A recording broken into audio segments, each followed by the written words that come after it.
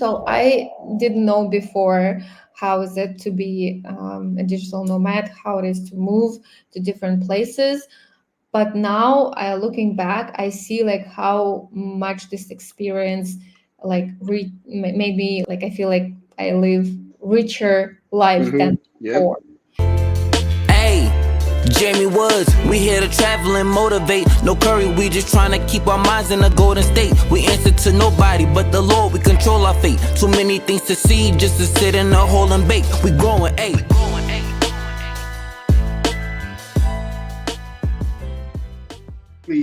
What steps should an American or a foreigner take in order to become a digital nomad and live in a different country?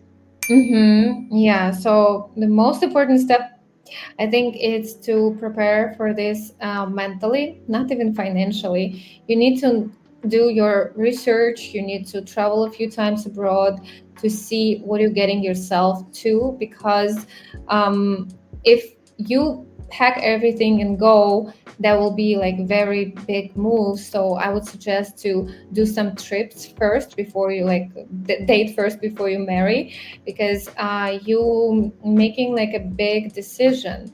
And then if you do really like it, you listen some vlogs, listen podcasts, you learn about this lifestyle and what people say, how you feel. If you think that's a good idea, you want to try it out, I think it's important, or try and find your job that's going to be online and will allow you to work overseas. That will be important. Or you have some money saved up, like one of two options, because there is no jobs here like in Spain. Yeah. If you do want to work like the job here, then you're not going to get like all the benefits you used to have before, so it's going to be hard. So the financial aspect is important, mental financial aspect. Then next step, you absolutely have to find a place to live, and there are like a lot of alternatives, not only Airbnb, there's like different websites where it's like more affordable prices, and like 1 year lease, like 6 months contracts that will save you a lot of money versus BNB. And of course, like once you know where you want to go and you have your lease, you can like um, basically put your stuff in storage, stop paying rent in crazy New York, and just try it out. Because it might be not immediately like you, maybe first few weeks you get like euphoria, you get like, oh, everything is cool, but then like, oh, I don't have friends, I don't have this, I don't have that, and you might start thinking like, oh, maybe this place is not for me. But you need to spend some good amount of time here. You need to like get ready for 6 months to a year in order to understand the city, understand the country, and really really understand if you like it here or not. Because and make friends, of course, because you're gonna need people to spend some time with. I love that. I have a question about the apartment searches and all that, because Mhm. I'm looking into getting into this lifestyle. And the thing is, I'm looking at the Airbnb prices like for a month, and I know Airbnb gives you like a discount when it comes like to like long term like stays, like if you stay there for a month and more. Mhm. But still really expensive depending on the city. I was Yeah, looking into Barcelona, and Barcelona was ridiculous, like yeah, to stay there for a month. Um, but what are, like you said, I think you were talking about other websites that you can use in yeah. order to rent spots. Like, are there like any other alternatives to Airbnb where digital nomads can go into to stay in the country? Yeah, the main one would be Idealista. That you do know Idealista. I'll send it into the chat. Mm, just a So second. Charles Jones says, peace, peace. The issue I have with migrating to España is that I would have to give up my U.S. passport, and right now, for monetary financial reasons, I can't. Wait, Mm, you have to give up your U.S. passport to live in Spain? I don't. It I didn't depends know how that. long. Depends how long you can. I think you. I'm not sure because I'm not from US. I'm Hmm. not sure that you have to do that. You can keep your passport. You just will have to pay taxes in US. Yes, I'm So not trying to do that. you don't, so many Americans live here. I don't think they did give up their passport. But you will have to pay taxes in US if you are US citizen. I think US will get you no matter where you go. But I know there's a way for people to set up some some accounts here, some not accounts, it's more like LLC or this kind of situation, and they are reporting the tax here, but then they reporting to US that they pay in tax here. So it's like system, but you definitely need the advisor to do that. Yeah, I'm gonna get myself like a lawyer or someone that can advise me and all that, the ins and outs. Yeah, But it's there's a lot of help here. Like there's so many people who've done it already. Yeah, who know all the nuances. Kat, why do you recommend being a digital nomad? So I did enjoyed it for some time, but I feel like it's easier to travel and then settle down and see it for yourself. So honestly, for me, it was a little bit hard to travel all the time because I am more person of like I need the spot, I need a home, I need a little bit of relaxation and comfort. And when you on the go, we brought a lot of stuff.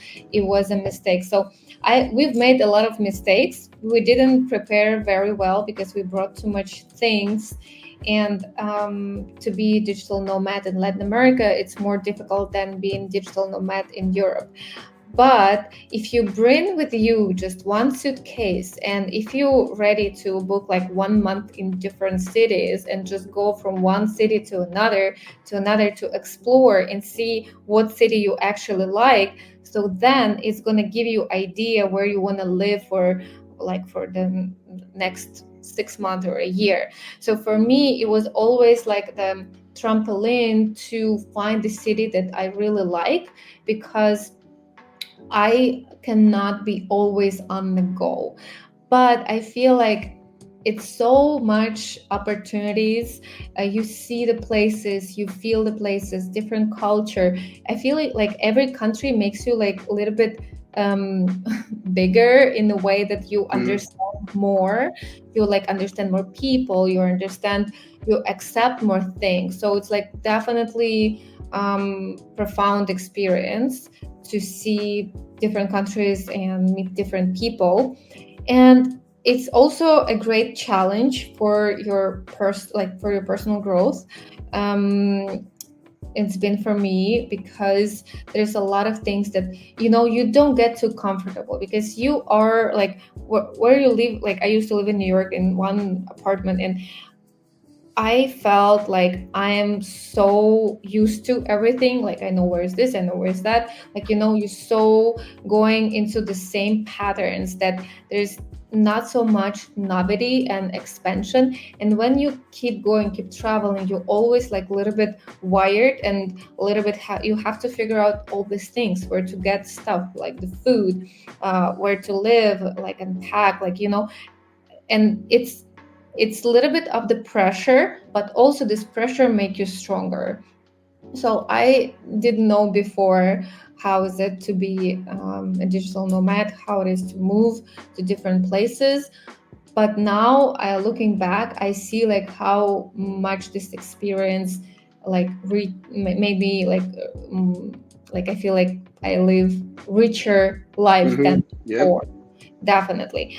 And also you feel more relaxed if you find a spot that you really like. You're like, oh, okay, I want to stay here for some extended period of time. So you kind of feel like, oh, okay, so I'm gonna make my life around this decision, and I will make friends. I will do my best to make money here so I can, I don't know, pay all the bills easier.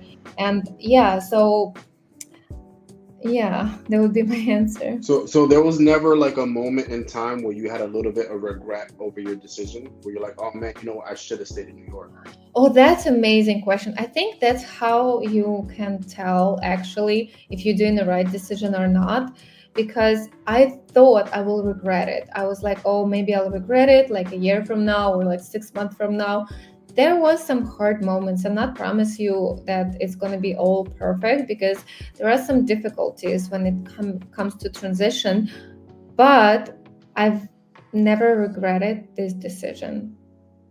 And I've always felt like I still made the right choice to move, right choice. And that's a very important thing to understand, that even though it can be like hard, it can be like temporary discomfort, like you have to make more moves, more effort, but it's ultimately something better for your lifestyle, for your goal. Like it's better. It's a way forward.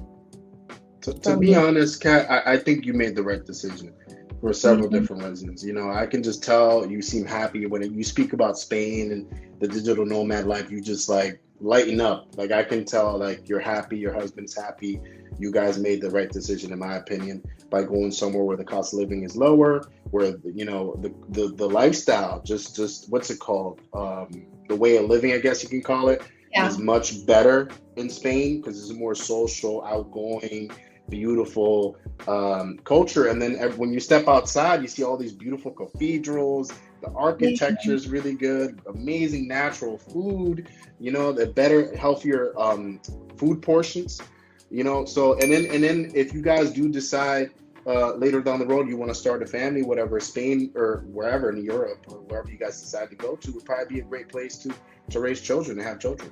You know, so I think you guys made the right decision, in my opinion. Yeah, thank you so much for saying that. Yeah, I think it is the right decision. And I don't think it's for everyone, because I know that people have different situations, different commitments. But if it's topic, it's interesting for you, if you're exploring it, if you're learning about it, like there is something in it for you especially. And that's, I think it's a great goal. It took me a while to prepare for it, because it wasn't like one day decision. We just get up and go. So we had to prepare a lot of things before we go. Like, I don't know, and the lease, sell all the stuff we had. So it requires some effort, but it's still good decision. And yeah, I think I recommend it.